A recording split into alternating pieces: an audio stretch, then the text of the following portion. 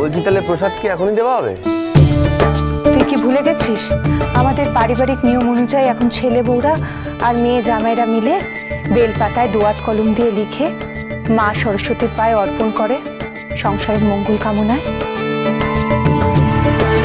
আরে ও শেষ কবে পুজোতে ছিল সেটাই তোর মনে নেই, সেই আচার আচরণগুলো কি করে মনে থাকবে বল? যাই হোক বাবা, বিশ্বাসে বিলায় বস্তু ধরে নিয়ে লিখিয়ে এসো দেবাঞ্জন। এমনিতেই এখন সংসারে মঙ্গল ভীষণ দরকার।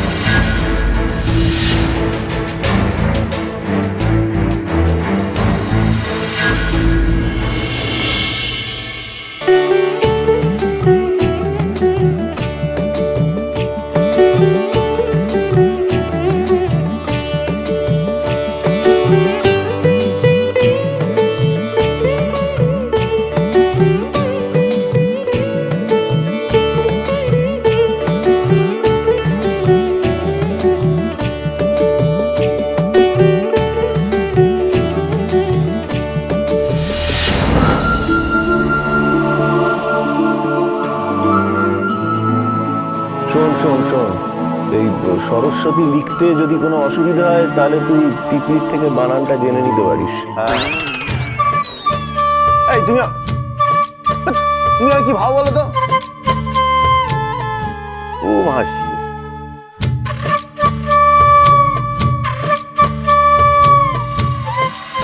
আর যদি বিয়ের ডিসিশনটা নিয়ে নাও তুমি রূপসা, তাহলে তুমি আর কৌশিককে এইভাবেই, মানে আমি সামনের বছর সরস্বতী পুজোটা তো নিজের চোখের সামনে দেখতে পাচ্ছি, তুমি আর কৌশিক এভাবেই সংসারের মঙ্গল কামনায় লিখছ। দেখো রূপসা, অপশন নেই কিন্তু কোনো। হয় কৌশিককে তুমি তোমার করবে, নইলে অন্য কারোর হতে দেখবে, ব্যাস।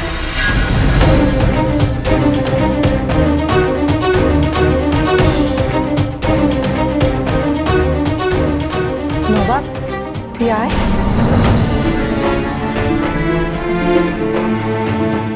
উনি আসবেন না, আমি জানি। এটা নিয়ে আবার 4টে কথা উঠবে, তার থেকে আমিই লিখে দিই। কি রে নবাব, আয়। তুমি একা নবাব?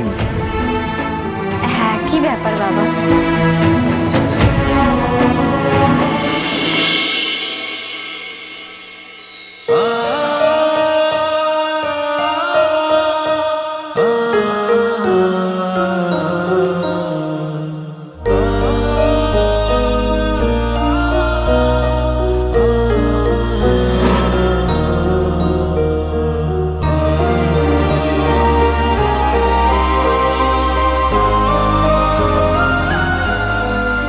বাড়িকে আপনি নিজের বাপের বাড়ি ভাবেন,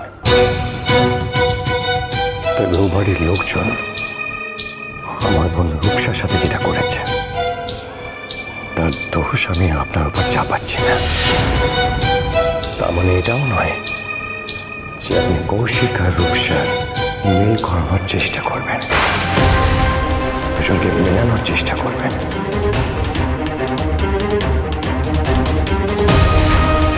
এটা আপনি আমার অনুরোধ ভাবতে পারেন।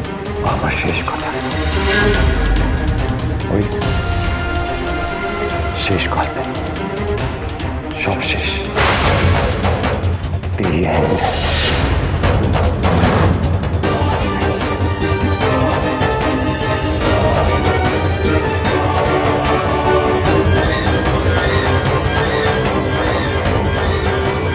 নবাব এরকম থ্রেট দিয়ে গেল, ও কোনোদিনও আর দুজনকে মিলতে দেবে না। কিন্তু না, আমি কথা দিয়েছি রূপসাকে, বাড়ির বড়দের সবার আশীর্বাদ নিয়ে ওদের দুজনকে এক করব। শুধু তুমি দেখো ঠাকুর, ওরা দুজনে যেন ঝোঁকের বশে কোনো সিদ্ধান্ত না নেয়। কি হলো রূপসা?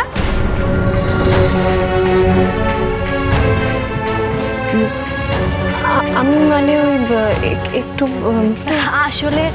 আসলে ওর মনটা তো ভালো নেই, তাই বাড়ির পুজো হয়ে গেলে ওকে একটু কলেজে ঘুরিয়ে নিয়ে আসবো বলেছিলাম। তা তুমি যাচ্ছ ওর সাথে? ও তুমি গেলে ঠিক আছে, আসলে এই অবস্থায় রূপসাকে বাইরে যেতে বলতে আমার অস্বস্তি হতো। ঠিক আছে, তোমরা যাও। প্রসাদটা খেয়ে যেতে পারতে তো। না না, দেরি হয়ে যাবে, সে না হয় এসে খাবো। হ্যাঁ চলো রূপসা, চলো।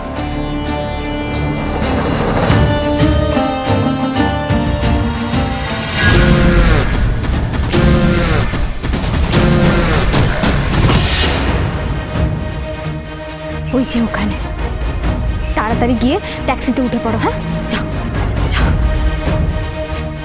রূপসা রূপসা, বলছি কি যে যা যা বলেছি মাথায় আছে তো তোমার? হ্যাঁ দেখো, আমি বাড়িতে জানাতেই পারতাম, কিন্তু আমি চাই আগে তুমি কৌশিকদার সাথে কথা বলে সব মিটমাট করে নাও, তাহলে আমি তোমাদের বিয়ের কথাটা বলার জোর পাবো। যাই ছোট, যাই বলতে নেই, বলো আসি।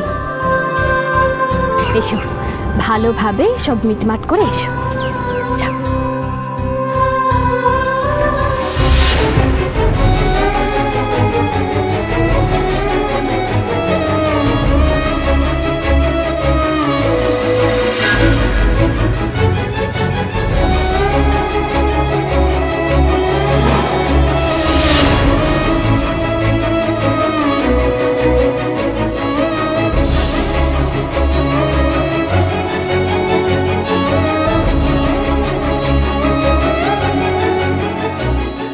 কি বুঝলি বুনো? Flying flying. এরপর কি হবে কৃষ্ণান্দাজ? দুম করে পাকা কাটিং আর ধূপ করে গ্রাউন্ডে এসে ফলিং। আর এবার পাখা শুধু একা রূপসারই কাটা যাবে না, নন্দিনীরও কাটা যাবে। খুব আশা করে রেখেছে বাড়ির সবাইকে রাজি করিয়ে ও রূপসা আর কৌশিকের বিয়েটা পাকা করবে। সেগুড়ে স্যান। সেগুড়ে বালি। ও বিয়ের কথা ভাববে তার আগে আমার বিয়ের সমস্ত অ্যারেঞ্জমেন্টসই রেডি। পুরোহিত রেডি, মন্দির রেডি। এবার শুধু বর বউয়ের গিয়ে বিয়ের পিঁড়িতে বসার অপেক্ষা। বিয়ের চোখে কি ঢালি।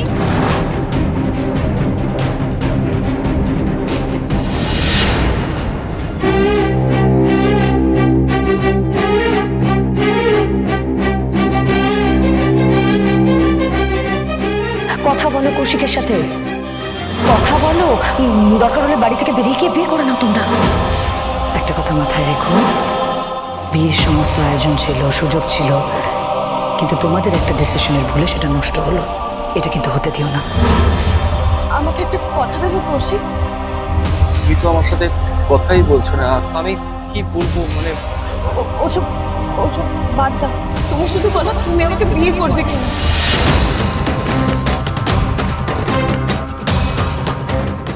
কি হলো, তুমি এরকম চুপ করে আছো কেন? রূপসা, এত কিছুর পরেও তুমি আমায় বিয়ে করতে চাও? যদি সত্যি তুমি আমাকে ভালোবেসে থাকো কৌশিক, তাহলে আজকেই তোমাকে আমার বিয়ে করতে হবে। আমার মাথার টিপি